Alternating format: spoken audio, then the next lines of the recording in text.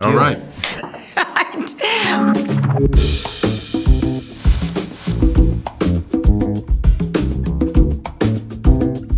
It was really good fun. Really, really good fun.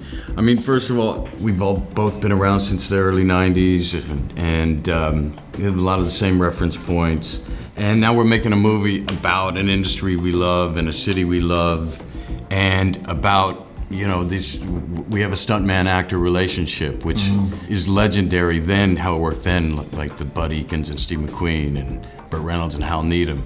So for us, it was really, really good fun. And this guy is, besides being, you know, the best, he's actually really humble and really giving. I think you see that in the film. Oh, and we were able to bounce. We could bounce. It was really, really easy peasy. yeah. Cliff here is meant to help carry the load. Is that how you describe your job, Cliff? What, carrying his load? Yeah, it's about right.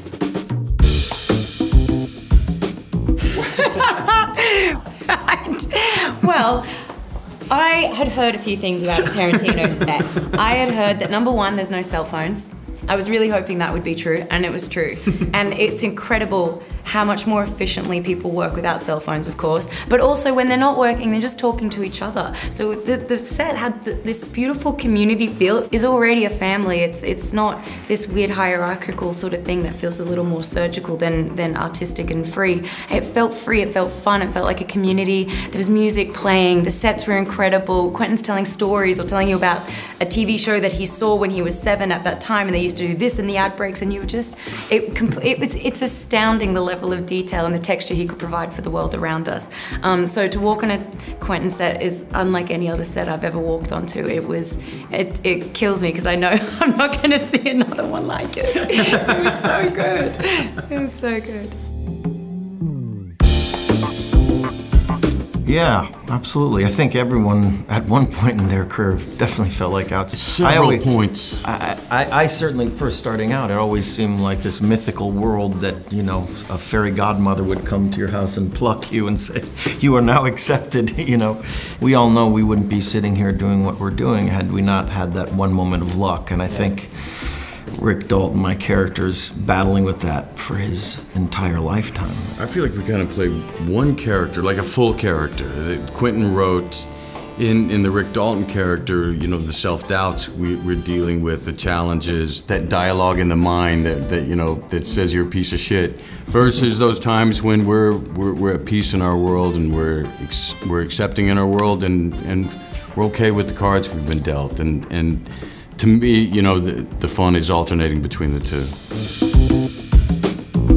I've constantly filled my head with all this information, whether it's actors from that time, or TV shows from that time, or movies from that time. I didn't have to do any research. I was alive in 1969 in Los Angeles at that time, so I remember what that was like. So there was this aspect to me that was like, wow, this isn't the movie I was born to make. I was like, finally I can do something with all the junk that I put in my head forever. It wasn't just a waste of time. I was able to just go blah right on the page.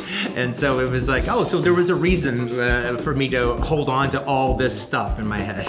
We get into a fight, I accidentally kill you, I go to jail. Anybody accidentally kills anybody in a fight, they go to jail. It's called manslaughter. The only difference between what we do is it's burned into celluloid history for all time. That's the cool thing about making movies. If it lasts. Right. I mean, I'm surprised how many of the younger generation haven't seen Godfather. I know. And you go, Yeah. maybe. That's the first thing I say to anyone that asks about movies. I'm like, start to watch them. Yeah. Go see what's been done before you get into this industry, because there's a pretty high marker for what's been done in the past. Yeah. Try to measure yourself up to some of the greats, and then start from there, because I'm a huge fan of this art form, and I endlessly, continuously watch movies and am blown away by what's been done in cinema's past.